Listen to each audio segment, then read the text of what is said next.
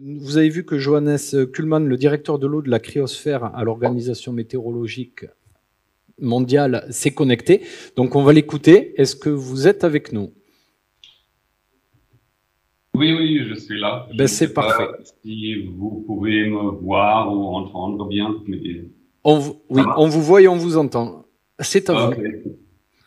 Donc, je vais partager quelques slides et j'ai entendu que vous avez, oui, une traduction de français en anglais, mais pas de l'anglais en français. Donc, je vais essayer de faire le mieux pour que vous puissiez comprendre mon français qui est un peu, voilà, comme il est. Donc, voilà. Vous voyez mon écran maintenant? Oui, on le voit très bien, oui. Et on vous Ok. entend très bien et votre français est très bien. Oh oui, je ne sais pas ça. Bon, voilà, on commence là. Donc, je vais vous parler un peu voilà, des liens de l'eau et du changement climatique. On a déjà reçu bien une vue sur le nouveau rapport de l'IPCC.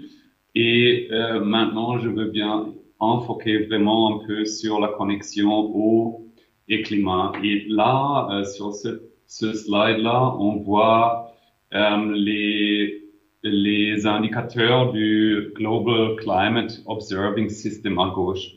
C'est le système d'observation du climat qu'on a dans l'OMM, l'Organisation mondiale de météorologie. Et on a fait un mapping avec les ODD et on voit très clair que les indicateurs qu'on voit ici sur la gauche, ils ont vraiment beaucoup de liens avec les ODD. Donc, le système, on peut pas juste dire, OK, on travaille sur le climat, on travaille sur la concentration en CO2. Non, ça a vraiment un impact direct sur les ODD. Et aussi les ODD, là, le 6, c'est à l'eau, c'est pour l'eau.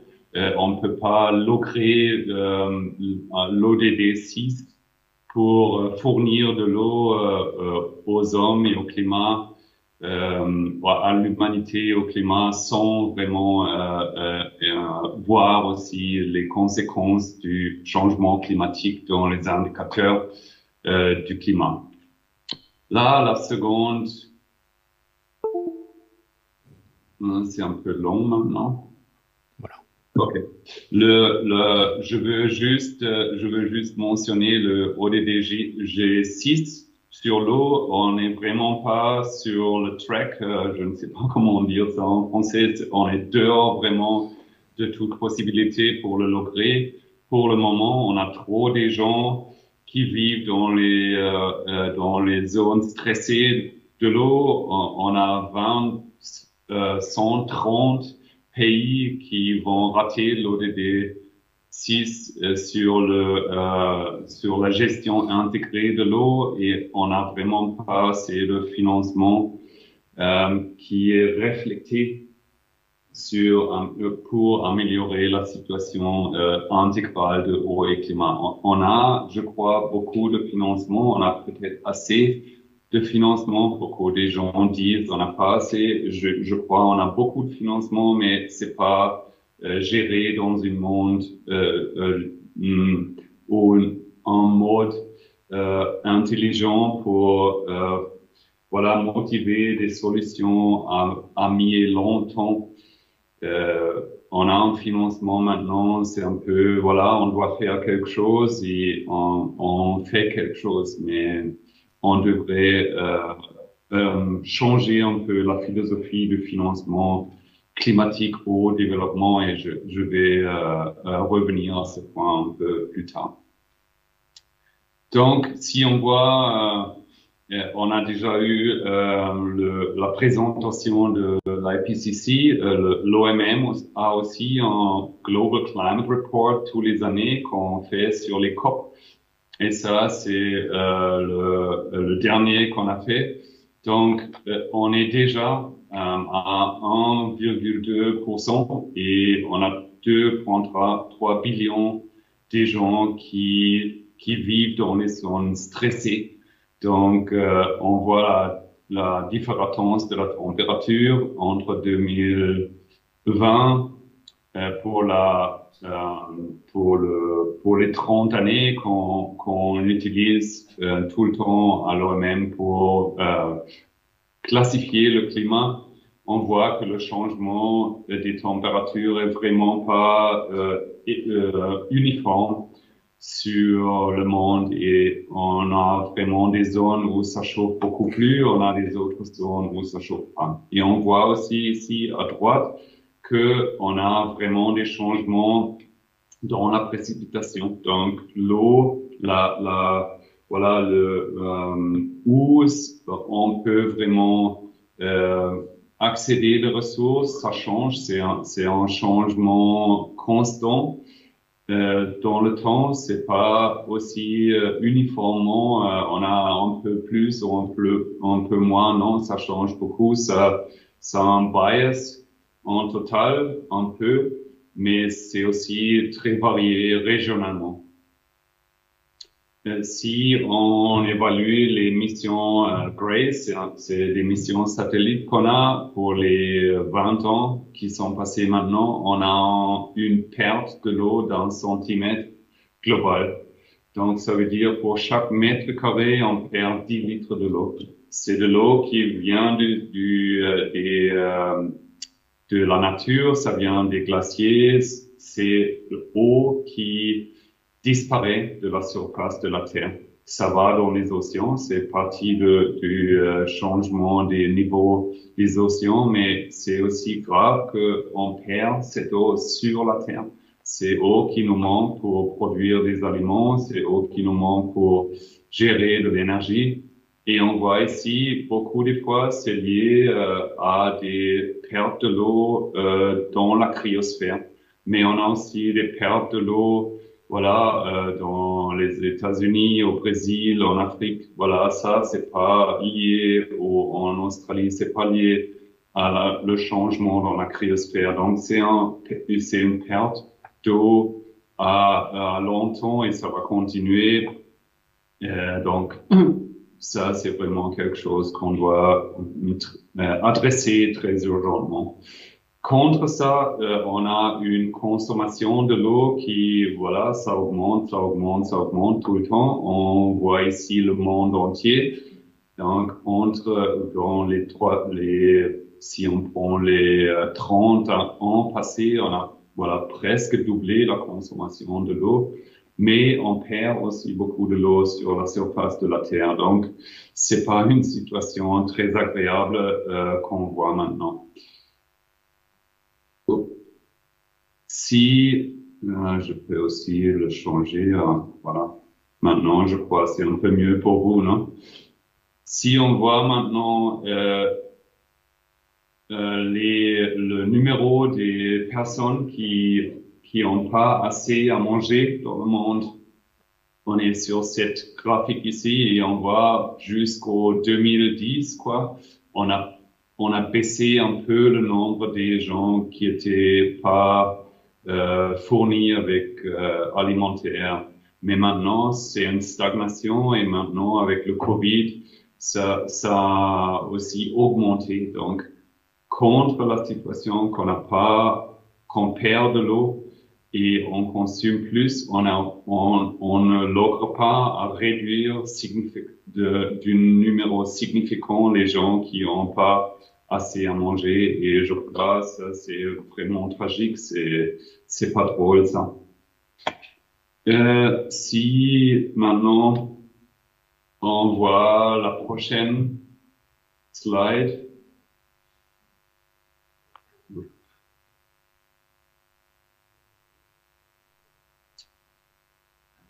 Voilà, j'ai eu un petit problème, mais voilà, on le laisse comme ça. Maintenant, je crois que c'est assez grand pour vous. Ça vient maintenant du IPCC RA6. Et je ne sais pas si vous avez vu déjà les changements dans la précipitation que on croit d'avoir avec 1,5, 2 ou 4 degrés. Et c'est grave, hein, si on a 2 degrés de changement déjà, on va avoir vraiment des problèmes dans le Méditerranée, mais aussi en Afrique, dans une partie de l'Amérique. Et si on regarde les changements de l'humidité de l'eau, c'est à peu près la même chose. On aura des vrais problèmes, par exemple dans la forêt amazonique, mais aussi en Afrique du Sud et au Méditerranée. Et ça, c'est la Chine. Ici, on a aussi des changements significatifs dans l'eau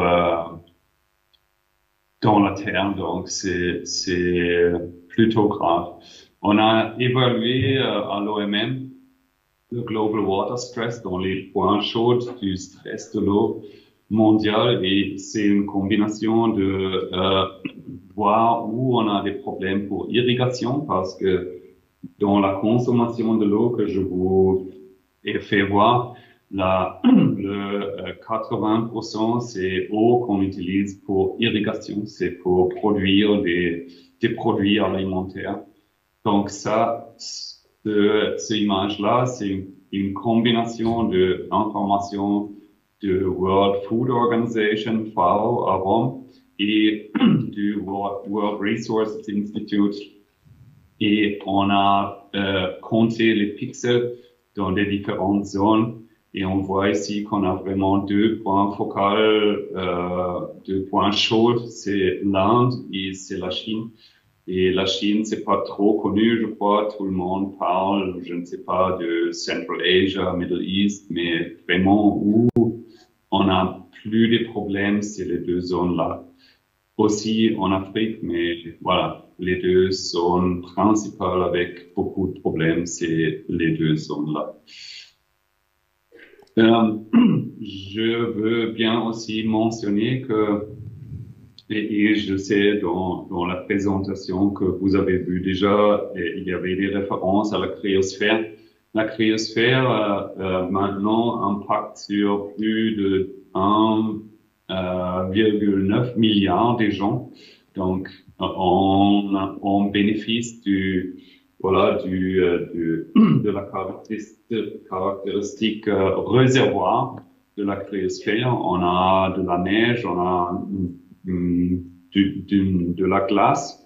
C'est pour nous des barrages de l'eau.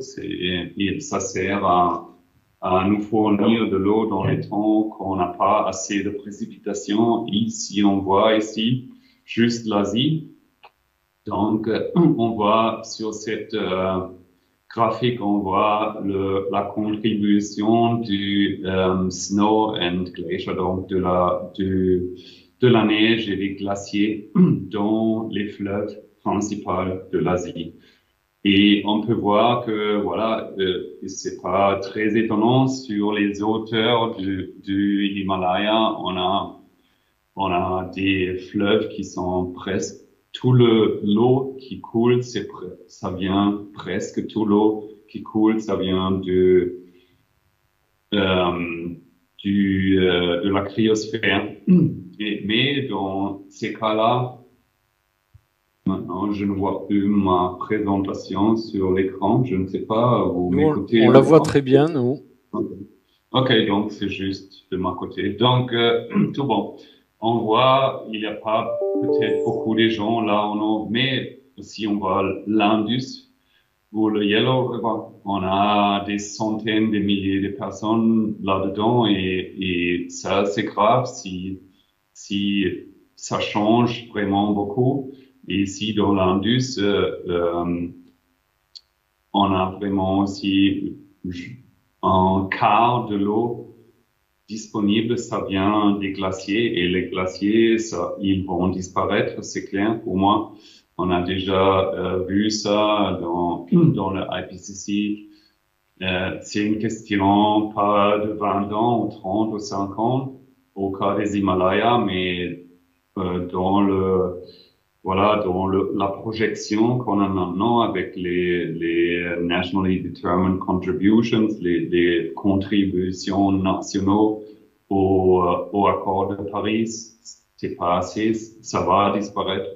Et donc, on aura des centaines de millions de personnes qui auront vraiment pas assez d'eau dans les systèmes où voilà, toute l'agriculture dépend de ça. Donc, si on parle maintenant de la migration, on est loin de ce qui va se passer dans les années qui viennent.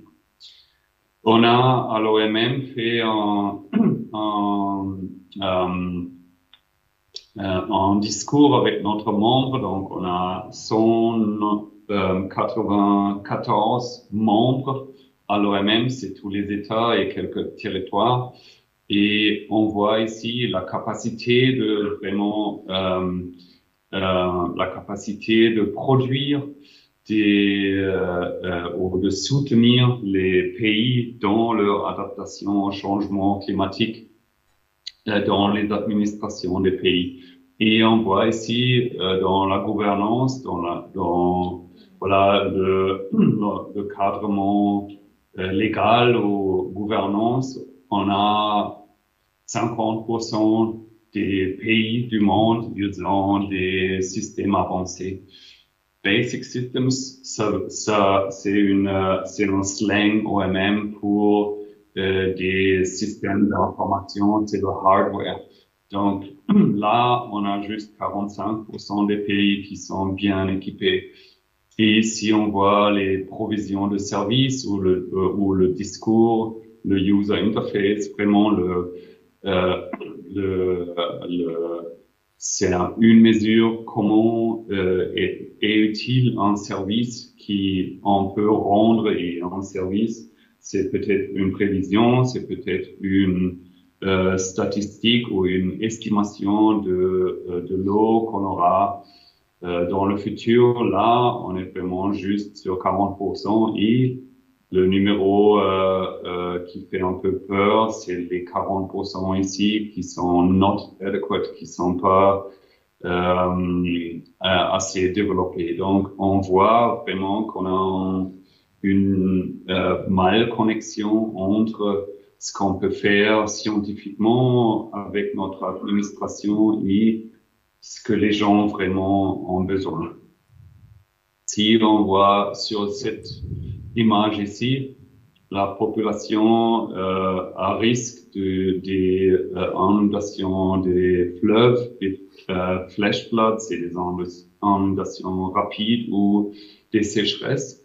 On doit constater encore que voilà la plus grande part des pays du monde a pas des systèmes du alerte qui sont vraiment efficaces. Donc, juste le 46% de notre membres, ils ont des systèmes d'alerte qui fonctionnent bien, et juste 33% des pays sont capables d'accéder la plupart des gens. Et ça, c'est la question qu'on a vue maintenant en Allemagne, en Belgique. On a vu ça fait 2 années au Mozambique. Le problème, c'est on a les capacités techniques, mais on n'est pas connecté aux gens qui ont vraiment besoin d'être protégés des risques. Et ces risques-là, on a aussi, si on fait le lien avec le climat, c'est clair, pour les prochaines 50, 60, 70 années, on va avoir des sécheresses et des inondations plus prononcées. C'est même si on va quitter de toutes les émissions maintenant, ça va augmenter avec les sécheresses et les inondations. Donc, on n'est pas bien préparé à ce développement-là. Donc, voilà, l'image, c'est pas super cool, mais qu'est-ce qu'on peut faire? Et à l'OMM, on a commencé de travailler dans une coalition de l'eau et climat. Et cette coalition veut bien faire 2 choses. Okay. C'est juste quelqu'un qui intervient après. On veut bien faire 2 choses. On veut créer plus d'actions dans une coalition des membres. Et les membres, ce sont des des entités privées, c'est des scientifiques, c'est des administrations nationales. Et on veut aussi faire un impact politique parce que le problème qu'on a vécu maintenant, c'est voilà, on a d'une part le changement climatique, tout le débat climatique avec l'accord de Paris, mais de l'autre côté, on a l'ODD 6 où on voit juste la situation voilà de l'eau, ça va au-delà des accords de Johannesburg. C'est plus intégré maintenant, c'est pas juste l'accès à l'eau et la sanitation, mais quand même on a eu deux discours séparés et ça c'est vraiment nocif pour le développement sustentable et une résilience au changement climatique parce que on peut pas, comme j'ai fait voir dans la première slide, on peut pas déconnecter l'eau et le climat, ça ne va pas. Donc, on veut faire ça, on a créé cette coalition. On a 50 membres maintenant qui ont commencé à présenter des projets concrets pour intégrer l'eau et le climat dans les projets de développement. Et on a ces gens-là qui sont notre Water and Climate Leaders. Donc, c'est des gens, on a quelques présidents ici, mais on a aussi des ministres, on a des gens qui ont une fonction. Par exemple, Monsieur Schleppwein, il est le président du Conseil africain des ministres de l'eau. Mais aussi, on a des gens, des entreprises privées et on a des jeunes. Donc, on va, avec ces leaders, on va présenter à la conférence de 2023. Ça sera la première conférence grande aux Nations Unies sur l'eau dès 1977. Donc vraiment, ce qu'on fait tous les années dans les COP, on ne fait jamais pour l'eau. Et maintenant, les Nations Unies, ils ont décidé, ok, voilà, dans le 23, on fera une grande conférence sur l'eau pour voir comment on peut créer l'ODD 6, mais aussi d'intégrer tout ça avec une résilience qu'on doit créer dans les termes de l'eau et les outcomes, voilà, ce qu'on veut logrer avec cette coalition, c'est on doit vraiment travailler maintenant sur un système global du monitoring de l'eau. C'est clair, on peut pas maintenant, on n'a pas des capacités interopérables. Donc, ça veut dire on ne peut pas joindre les informations nationales qu'on a au niveau régional pour trouver, et c'est lié à cet objectif numéro 3 là, une coopération qui va au-delà du pays. Parce que si on veut logrer des bénéfices dans le discours de l'adaptation et de la résilience, on doit vraiment quitter de penser dans des frontières nationales, dans des, si on peut pas vraiment voir c'est quoi scale, les escales d'impact. Et ça, c'est les bassins d'eau, c'est les zones de production des alimentaires, c'est des systèmes d'énergie connectés. Si on peut pas enfoquer sur ces unités d'impact, on peut pas vraiment produire un plan national d'adaptation concrète et optimale. Et dans l'Union européenne, on a un juste contribution de la communauté européenne à l'accord de Paris, mais on a tous les politiques nationales de l'eau et qui sont pas liées. Donc, même en Europe, c'est pas idéal maintenant. C'est aussi clair qu'on doit changer le financement. J'ai déjà parlé un peu de ça. Le problème maintenant, c'est on a des projets, on a toujours des projets de 2, 3, 4 ans. Et après ça, l'impact se perd parce que il n'y a pas de provisions de maintenance, il n'y a pas de provisions de gérer la capacité humaine qu'on doit avoir pour, pour donner des services climatiques de l'eau aux gens. Donc, le problème qu'on a, on doit quitter de la pratique de faire de 3 à 5 ans des projets et après, voilà, vous le prenez, c'est le transfert de l'ownership qu'on dit toujours, ça fonctionne pas. Donc, on doit maintenant créer des accords de financement qui vont au-delà des projets. C'est un peu difficile parce qu'on a aussi, je ne sais pas, des situations où, voilà, les financements sont utilisés pour des raisons politiques ou sont bloqués pour des raisons politiques. Mais vraiment, pour les gens, c'est une catastrophe. Donc, les gens sur le champ, les gens comme tous nous, c'est pas juste que parce qu'on a un certain mode de disperse des fonds, ils doivent s'offrir. Donc, on a besoin d'un financement, d'une situation de financement nouveau où le financement est à long terme et déconnecté des intérêts politiques nationaux ou régionaux.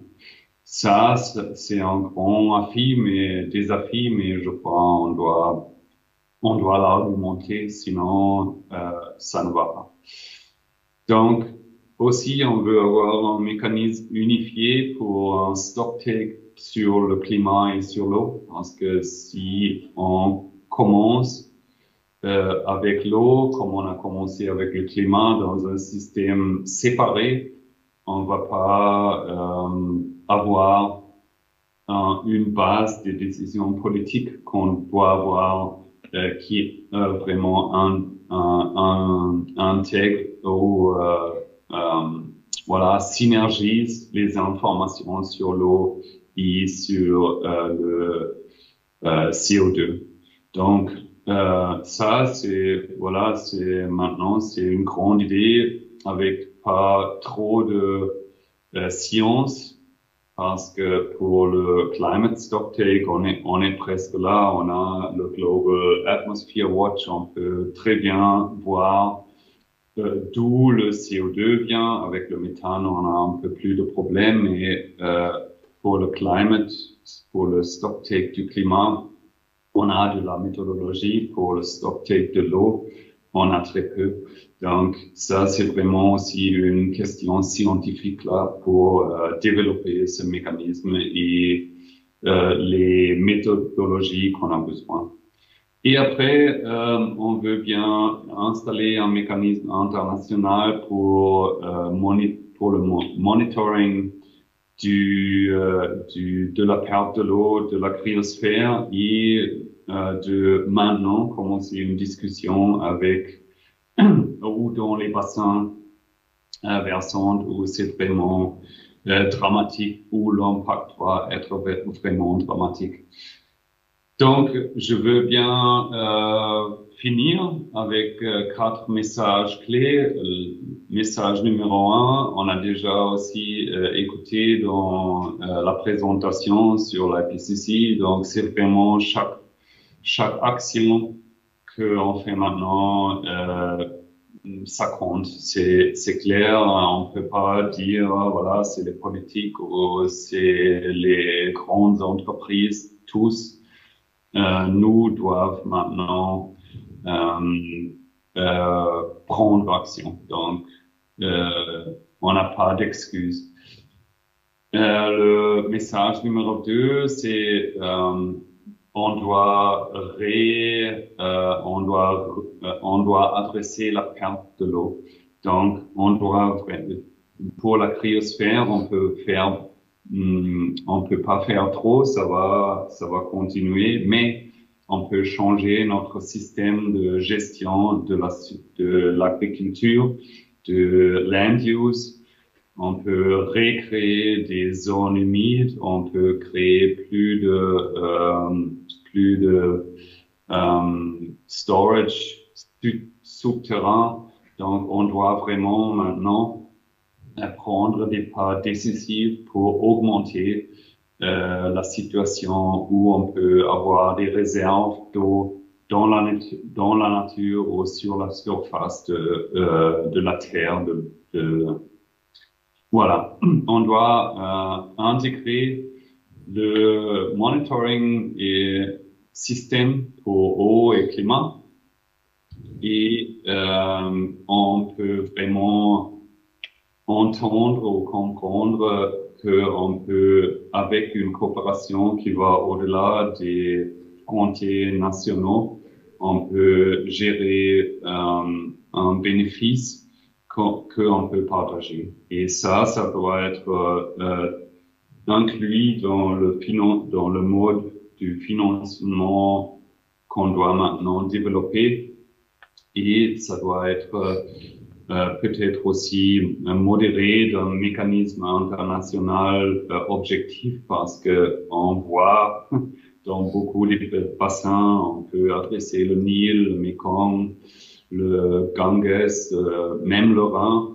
On n'a pas vraiment une situation où c'est clair, si on fait une gestion ici ou là, le bénéfice, c'est beaucoup de temps dans les autres parts du bassin, et comment est-ce qu'on peut vraiment créer des situations où c'est un accord et qu'on peut utiliser pour